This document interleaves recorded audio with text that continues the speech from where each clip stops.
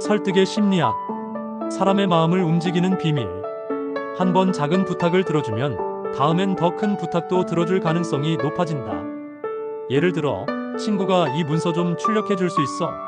라고 부탁했을 때 별 부담 없이 도와줍니다.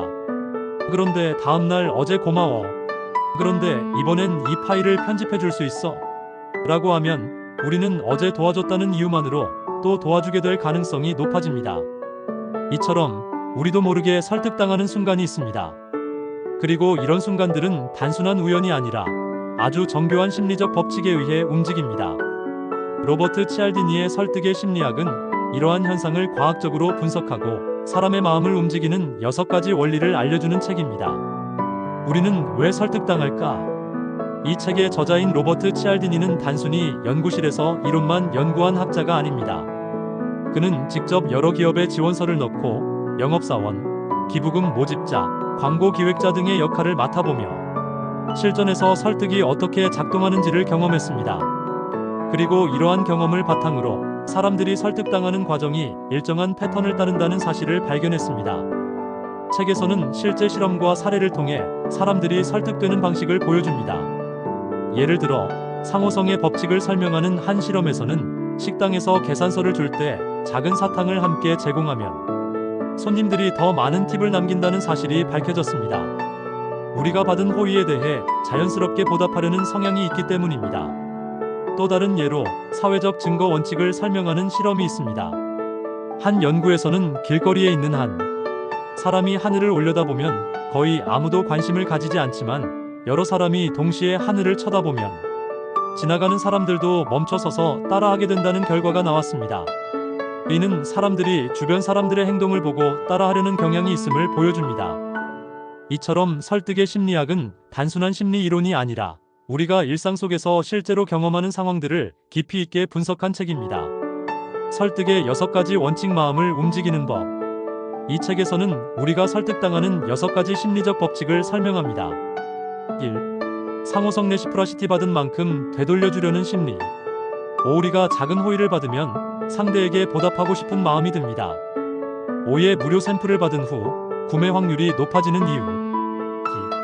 2. 일관성 커미트먼트 앤드 컨시스턴시. 한 번 한 약속을 지키려는 심리. 5. 작은 동의를 얻어낸 후 점점 더 큰 요구를 수용하도록 유도하는 전략. 5의 한 번 서명한 기부 캠페인에 지속적으로 후원하게 되는 이유. 3. 사회적 증거 소셜 프루프. 남들이 하는 대로 따라가는 경향. 우리가 불확실할 때는 다른 사람들의 행동을 기준으로 판단합니다. 5의 온라인 쇼핑에서 리뷰가 많은 제품을 더 신뢰하는 이유. 4. 호감 라이킹. 좋아하는 사람의 말을 더 잘 듣는 심리. 우리는 외모가 호감 가는 사람이나 친절한 사람의 말을 더 잘 따릅니다. 5의 유명인이 광고하는 제품이 더 잘 팔리는 이유. 5. 권위 어소러티. 전문가의 말을 신뢰하는 경향. 우리는 권위 있는 사람의 조언을 더 믿습니다. 5의 의사가 추천하는 건강식품을 신뢰하는 이유. 6. 희소성 스케시티. 한정된 것에 더 큰 가치를 부여하는 심리. 5. 시간이 제한되거나 수량이 적은 것에 더 큰 욕구를 느낍니다. 5의 마감 임박. 문구가 붙은 상품을 서둘러 구매하는 이유. 이 6가지 원칙은 우리가 일상적으로 겪는 마케팅, 광고, 대인관계 속에서 아주 자연스럽게 활용되고 있습니다. 책이 주는 시사점. 설득을 이해하면 더 현명해진다. 이 책이 주는 가장 큰 교훈은 설득의 원리를 알면 우리가 불필요한 선택을 피할 수 있다는 점입니다.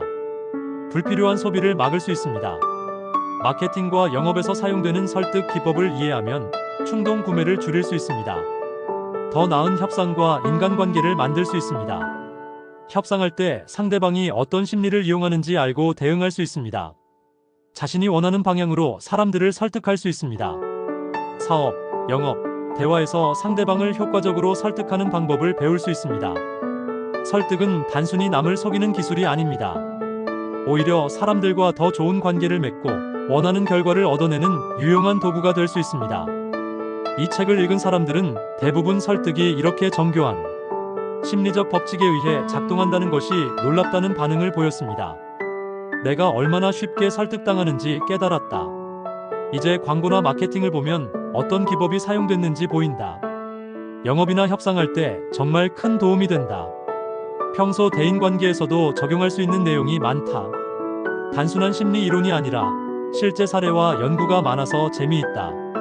이처럼 설득의 심리학은 단순히 설득을 잘하는 방법을 알려주는 것이 아니라 우리가 일상 속에서 더 현명한 선택을 할 수 있도록 도와주는 책입니다. 당신은 어떻게 생각하나요? 이제 여러분의 생각을 듣고 싶습니다. 이 책을 읽어본 적이 있나요? 평소에 누군가를 설득하는 것이 어렵다고 느낀 적이 있나요? 광고나 마케팅에 쉽게 영향을 받는다고 생각하나요? 설득의 원리를 이해하면 우리는 더 나은 선택을 할 수 있습니다. 여러분의 의견을 댓글로 남겨주세요.